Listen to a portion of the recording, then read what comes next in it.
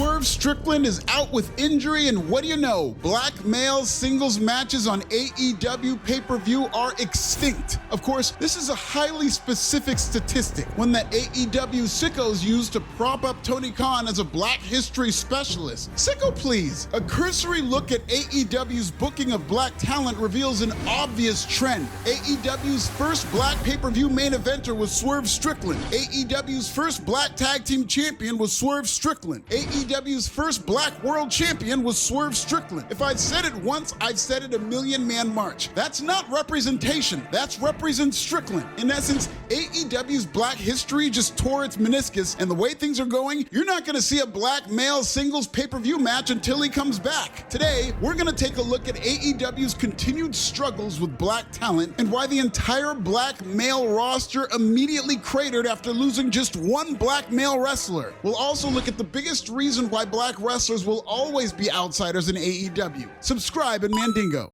Tony Hill claims an overnight visit at his girlfriend's apartment was ruined when a neighbor hit his parked car and says the driver didn't bother to leave a note. Mr. Hill is suing Brittany Williams in the amount of $683.97. All rise. Swerve Strickland is injured, and so is AEW's black male roster. Without Swerve, AEW no longer has the ability to plug and play black male talent because their black singles roster really wasn't that deep to begin with. Pause. All those stats about black males on AEW pay-per-view were Swerve numbers. Now that Swerve's gone, AEW's pay-per-view stats read like a city census of Edgewood, Kentucky. Max Caster and Anthony Bowens were once AEW's hottest tag team as the Acclaimed. In fact, they were one of the rare black acts built from the ground up in AEW. It only worked because Tony Khan got the out of the way. Tony's only exposure to black culture is the Jaguars locker room, so the less he was involved in the creative process, the better. Max Caster wrote his own blistering bars as part of a crowd-pleasing entrance. The Acclaimed filmed music videos that were the perfect mix of dope and campy. They scissored with Daddy Ass, it was great, but then when it was time to split these brothers up, AEW said time and split them up 6 months early. This was actually a good test to see how Tony Khan would develop two different popular black wrestlers in a rockers scenario. Tony failed that test because when it came to the rappers, both them niggas was Marty Jannetty. Anthony Bowens became the pride of AEW, but sadly his Pride run was shorter than Pride Month. Max Caster's gimmick was just to go out there and lose. Like literally, his gimmick was to facetiously claim that he's the best wrestler alive, then he would go out and get squashed. Caster's gimmick actually had a charm to it, but both floundered as singles and are now on the verge of getting back together. Sadly, the Acclaimed's reunion is just like their breakup because nobody is asking for that either. The Acclaimed used to be a very popular featured act on every AEW pay-per-view. Post-breakup, they got scissored right out of the mid-card. In fact, let's take a look at AEW WrestleDream to see all the black male talent who were featured on this 12-match spectacular, including the tailgate. AEW had 9 main card matches, almost double what WWE usually has for a PLE. On this marathon pay-per-view, there was only one match featuring black men, and it was a tornado tag team match where they essentially put 2 black trios in one WrestleDream sandbox and gave them 10 to 15. They killed 6 black birds with 1 stone, and it was the shortest match on the entire main card. The only other black man featured on WrestleDream is trios champion Powerhouse Hobbs, who never even won that title to begin with. He's only in the ops because Hook got hurt, but I guess that's something. Miss Williams damaged my car and does not want to pay for it. Why don't you want to pay for it, the damage to this car? Your Honor, I don't feel that I owe this man Why don't anything. you feel that way? Because, first of all, he was parked illegally. He was illegally He was not supposed to be parked there. He's not supposed to be there. It's a fire lane. Like most self-indulgent AEW pay-per-views, WrestleDream lasted over 5 hours, which means it was hours between seeing brothers on the show. And if it weren't for the trios division, there would be less black men on AEW pay-per-view than there are in a Young Republicans group chat. There'd be less black men on AEW pay-per-view than on Ronald Reagan's ranch. Less black men on AEW pay-per-view than there were at funeral. What? You don't know what I said? You can't prove anything. Since day one, the Hurt Syndicate has proven they're the hottest thing in AEW, bar none. They get over anywhere they go. They have the best theme song in the entire business. They look the part. They act the part. They are the part. Fans chant, "We heard people," every time they come around. This is a world championship stable. They've surpassed the Hurt business. But when it comes to the AEW sickos and their assessment of the Hurt Syndicate, Meltzer and Waldorf were fixated on how the hottest act in AEW needs to do jobs. This is the same thing that happened with Malachi. This is the same thing that happened with Rusev. It is now happening with the Hurt Syndicate. They don't want to come to AEW and do jobs. So we had the Hurt Syndicate versus Gates of Agony. This is the feud that will never end. They just had the match at the pay-per-view, which was the street fight. Well, the reason it'll never end is because it's the one guys that the Hurt Syndicate want to work with. Well, they'll sell for them, and they did a lot here.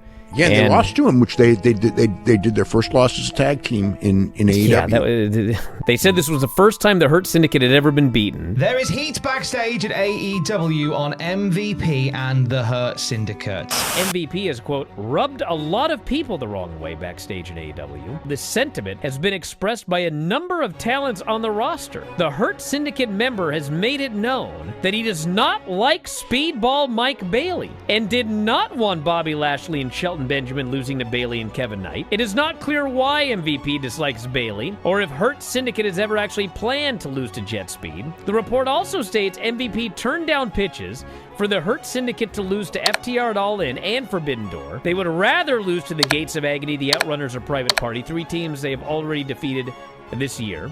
There is said to be frustration within AEW locker room that the faction beats everyone up, high fives to fans, does cool moves when they're supposed to be heels. You have the literal second coming of the Hurt business, which saved WWE's ass during the pandemic. And despite the fact that everybody in AEW's half-empty buildings are cheering for these brothers, the AEW clanosphere is out here talking about, when are these people gonna do jobs? I know these ninjas are popular, but I just don't care. All I want to know is, when are these niggers gonna know their place and do a damn job? These people need to stop talking about business and do business the right way. MVP clapped back at the notion that the Hurt Syndicate doesn't do jobs, and it was brilliant. You know, there was this fictional narrative going around that the Hurt Syndicate doesn't want to do jobs. Yeah, you're right. We don't do jobs. We do business. And if business is done the right way, we can take an L and give a W to a younger team that will elevate that team. Not only do they just do business, they do black business. MVP knows that he can call his shot with an authoritatively challenged Tony Khan. So he's doing what any top guy should do and taking advantage of the in over his head booker. I don't know what's true and what's just put out there to sabotage the Hurt Syndicate, but I love the fact that MVP and them seem focused on giving the rub to a great black tag team on the rise and their manager Ricochet. Speaking of Ricochet, he's gonna look back on 2025 as one of the bigger falls from grace in all of wrestling. Ricochet is your quintessential indie guy. He had the Dave Meltzer 5-star stimulus package going into AEW. I don't know if I've ever mentioned this, but Tony Khan used to be a junior correspondent for the Wrestling Observer newsletter, which is like being a stenographer in the dementia wing of Kaiser Permanente. Ricochet was set up for success, but despite being a Meltzerian internet darling flip guy, Ricochet inadvertently proved that Tony Khan can't even elevate indie-rific talent when they're black. A lot of wrestlers have reinvented themselves for the better in AEW. Tony Storm, Miro, Jericho, the Hurt Syndicate. But Ricochet reinvented himself as a Twitter troll. That's going backwards. As we speak, Twitter Ricky is literally challenging reporters to fistfights over their tweets. He's 37. In spite of his once rare athletic abilities, Mans went from Monday Night Raw to Monday morning retweets. In fact, Twitter Ricky doing the splits on it for AEW is one of the only reasons he's able to hang on to his spot for dear life. Imagine you're Trevor Mann 2 years ago. You're a free agent, and WWE is all like, in 2 years, we'll have a Netflix deal, an ESPN deal, and that Saudi Mania money about to go crazy, nigga. But if you go to AEW, you'll be the third leg of a 3-man stable with no belts and not even a sniff of a main event program. Do you think Twitter Ricky would have passed up on all that ESPN money to ride the mid-card in Jacksonville? Look, I know Ricochet is an idiot and a bald goof and everything, so probably. We'll be right back. Did you know him before? I know his girlfriend. She is one of my neighbors. I don't live there. Oh, he does But you're not. over there a lot. Probably over there all the time. Oh yeah, I'm over there all the time. I'm tearing it up. Are you kidding me? Do you actually give her a little bit of rent, or you take care of that? Or? We do not, because Daddy she's doesn't. paying in love, essentially. I'm there because she I'm cares sorry. about me. She's what? We are paying each other in love. She goes to my place sometimes, and the reason I don't know go that to my payment, girlfriend's Your Honor. apartment complex is because sometimes I work late nights. One time at 11 o'clock, I left work late, got in a car accident because I fell asleep at the wheel, and my girlfriend made me promise, anytime you leave work after 11, you have to come here and you have to stay with me. It'll save your life. And you were like, okay, I'll come. Exactly. All right. All right. Coffee this is in the such morning, a burden fine. to me, but I'm gonna do it for you. Yes, That's absolutely. hilarious.